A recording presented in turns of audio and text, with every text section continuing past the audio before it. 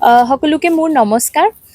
আপুনি ইতিমধ্যে গম পায় যে কালি 4th মে আমাৰ যে লেজিসলেটিভ এসেম্বলি ইলেকশনস তামুলপুৰ আৰু গড়েশ্বৰৰ কাৰণে ইয়াতে হৈছিলে তামুলপুৰ জিলাত তাৰ কাউণ্টিংটো হ'ব। সো আমাৰ তামুলপুৰ হায়াৰ ছেকেণ্ডাৰী স্কুল য'ত আমাৰ ষ্ট্ৰং ৰুমটো আছে তাতেহে আমাৰ কাউণ্টিংটো হ'ব। ইয়াৰ কাৰণে আমি 3-tier সিকিউৰিটি সিস্টেম ৰাখিছোঁ।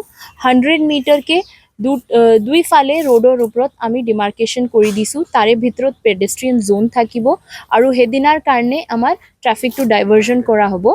তাৰপিছত নেক্সট লেয়াৰ সিকিউৰিটি আমাৰ যে স্কুল আছে তাৰ বাউণ্ডাৰী গেটত মানে সিকিউৰিটি ফ'ৰ্চ থাকিব আৰু লাষ্ট সিকিউৰিটি কৰ্ডন যোনটো আমি কওঁ সেইটো চেণ্ট্ৰেল আৰ্মড পুলিচ ফ'ৰ্চ থাকে, তেওঁ আমাৰ ভিতৰতে থাকিব, কাউণ্টিং হল জাষ্ট বাহিৰত।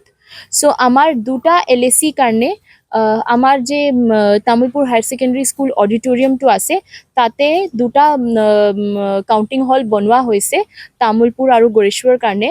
আৰু ইয়াৰ বাহিৰত পোষ্টেল বেলেট কাউণ্টিঙৰ কাৰণে আমাৰ বেলেগ এখন ক্লাছৰুমত ভাগ কৰি দুখন কাৰণে এৰেঞ্জমেণ্টটো কৰা হৈছে।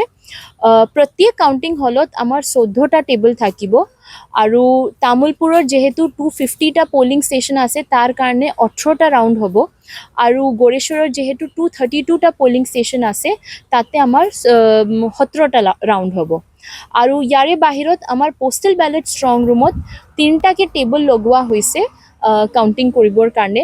আমাৰ এডিকুৱেট পলিং পাৰ্চনেল যেনেকুৱা কাউণ্টিং পাৰ্চনেল যেনেকুৱা ছাপ'জ কাউণ্টিং ছুপাৰভাইজাৰ হওক, counting assistant, counting staff, micro' observers গোটেইকেইজনৰ চিলেকশ্যন কৰি লোৱা হৈছে আৰু তেওঁ ট্ৰেইনিঙো হৈ গৈছে।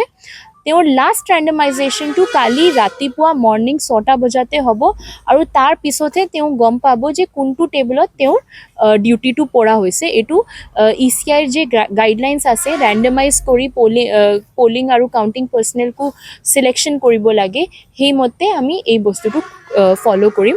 আৰু কালি মৰ্ণিং 7টা বজাত আমাৰ ষ্ট্ৰং ৰুম খুলি যাব আৰু তাৰ পৰা গোটেইকেইটা EVMs আহি পেলাই কাউণ্টিংটো আৰম্ভ হ'ব। মৰ্ণিং 8টা বজাত আমাৰ পোষ্টেল বেলেট কাউণ্টিংটো আৰম্ভ হ'ব আৰু ECI গাইডলাইন মতে 8:30 তাৰমানে আধা ঘণ্টা পিছত আমাৰ EVM কাউণ্টিংটো আমাৰ মেইন কাউণ্টিং হলত আৰম্ভ হ'ব।